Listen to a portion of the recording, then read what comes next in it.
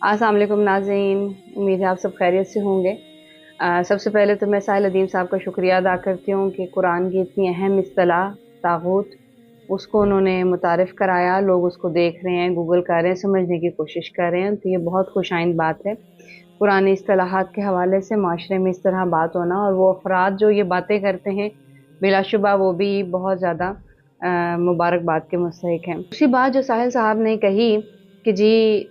95% ख़वातीन जो हैं वो जाहिल हैं, जिसके ऊपर बहुत कंट्रोवर्सी जो है वो क्रिएट हो गई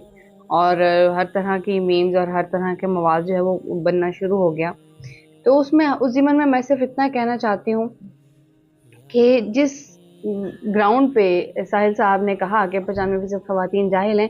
तो इनफैक्ट वो जहालत, वो ग्राउंड, वो वजह जो है वो सिर्फ ख़वातीन के लिए नहीं है, वो मर्दों के लिए भी है। इनफैक्ट भी पूरे माशरे को का नाम लेना चाहिए था उन्हें उन्हें